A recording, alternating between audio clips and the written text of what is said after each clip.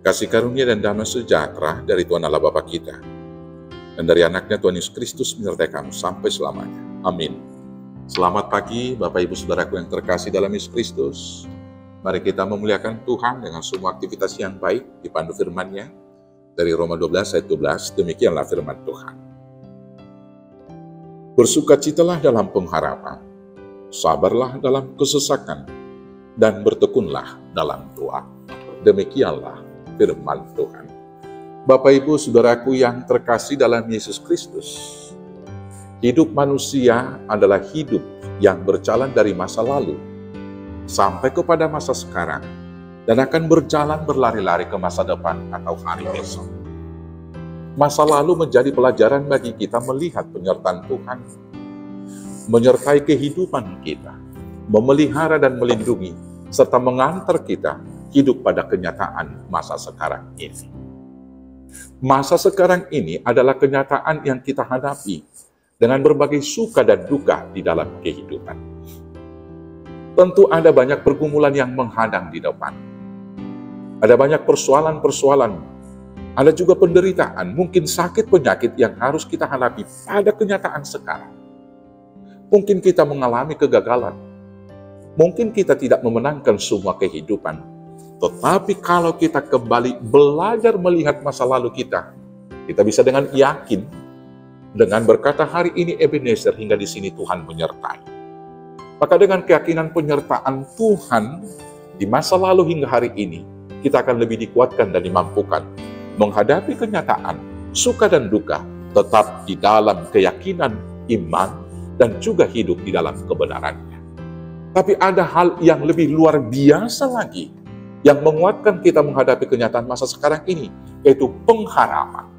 Di dalam Ibrani dikatakan, pengharapan itu adalah sauh yang aman, yang kuat bagi jiwa kita. Dengan pengharapan itu kita akan digerakkan menghadapi berbagai kenyataan hidup sekarang. Paulus mengatakan di dalam 2 Korintus 4 ayat 16 sampai 18, penderitaan ringan yang sekarang ini tidak berarti apa-apa dibandingkan dengan sukacita yang akan datang. Karena kami memperhatikan apa yang tidak kelihatan, bukan apa yang kelihatan. Kenyataan sekarang ada penderitaan, ada sukacita, tetapi itu belum apa-apa dibandingkan dengan pengharapan yang akan datang. Maka karena itulah Rick Warren di dalam buku yang ditulisnya Purpose Driven Life, hidup orang Kristen itu seharusnya adalah hidup yang digerakkan oleh tujuan. Tujuan itu adalah pengharapan. Ketika kita berlari-lari kepada tujuan yang pasti, maka kita menjadi orang yang tangguh, yang tahan uji, dan memiliki mental pemenang pada masa sekarang ini menghadapi berbagai kenyataan yang kita hadapi. Seorang atlet, dia akan berjerih lelah, mandi keringat, melatih dirinya untuk mengharapkan sebuah kemenangan di dalam pertandingan. Seorang petani mengolah sawahnya pada musim kering dan musim hujan, dalam panas dan juga pada masa dingin, karena dia melihat satu pengharapan di depan, yaitu panen yang akan menghasilkan banyak berkat. Demikian kita sebagai orang-orang percaya, kita harus percaya besok lebih baik daripada hari ini. Dan lebih daripada itu, pengharapan kita bukan hanya di dunia. Karena Paulus mengatakan dalam 1 Korintus, yaitu di dalam 1 Korintus 19 dikatakan di sana, sebab kalau kita hanya di dunia ini saja menaruh pengharapan pada Kristus Yesus, kita adalah orang yang paling malang dari seluruh manusia. Dalam 1 Korintus 15 ayat 19. Karena itu saudaraku yang terkasih, apapun yang terjadi pada hidupmu hari ini, bersukacitalah dalam pengharapan. Yang kedua, ketika menghadapi semua kesesakan, semua persoalan, semua pergumulan dan penderitaan hari ini, Paulus mengatakan kepada kita, sabarlah dalam kesesakan. Kesabaran adalah juga kekuatan bagi kita. Dalam kesabaran itu kita harus menantikan waktu Tuhan. Dan ini menjadi pergumulan bagi manusia modern sekarang. Karena manusia modern yang sekarang ini bermental instan. Manusia sekarang berpikir setiap hal yang dicapai langsung menjadi duit. Ketika dia berdoa langsung terjadi. Ketika dia berusaha langsung kaya. Itu diperparah dengan film-film sinetron-sinetron di Indonesia. Hari ini menjadi pengemis, 1 bulan lagi menjadi direktur dan pejabat dan orang yang sangat kaya raya. Bapak Ibu, secara Alkitab mengajar kita supaya hidup dalam kesabaran.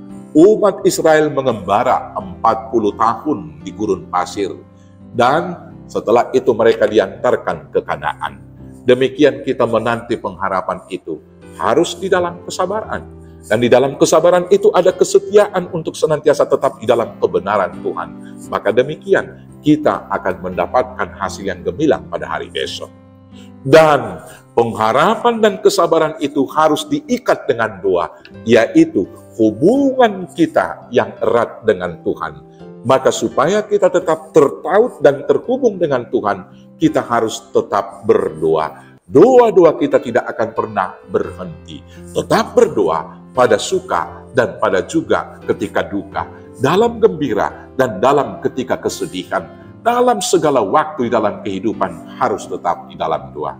Maka dalam perjalanan hidup, mari kita berlari-lari, digerakkan oleh tujuan, bersukacita dalam pengharapan, sabar di dalam kesesakan, dan tetaplah berdoa. Selamat hidup di dalam pengharapan, selamat hidup di dalam kesabaran, dan tetap berdoa kepada Tuhan. Tuhan Yesus memberkati. Amin. Kita bersatu dalam doa. Terima kasih Bapa yang baik. Kami memiliki harapan besok lebih indah daripada hari ini. Kami memiliki pengharapan melebihi daripada dunia, yaitu Yerusalem dan berkat yang baru. Maka teguhkan hati kami untuk senantiasa sabar menghadapi semua kenyataan, dan biarlah kami tetap di dalam Tuhan, sehingga kami dimenangkan dalam segala hal. Untuk itu biarlah Roh Kudus mengajar kami tetap berdoa kepada Tuhan. Inilah doa kami naikkan hanya di dalam nama Yesus Kristus Tuhan Juru Selamat kami yang hidup. Amin. Selamat bersukacita dalam pengharapan, selamat beraktivitas. Tuhan Yesus memberkati. Horas, horas, horas.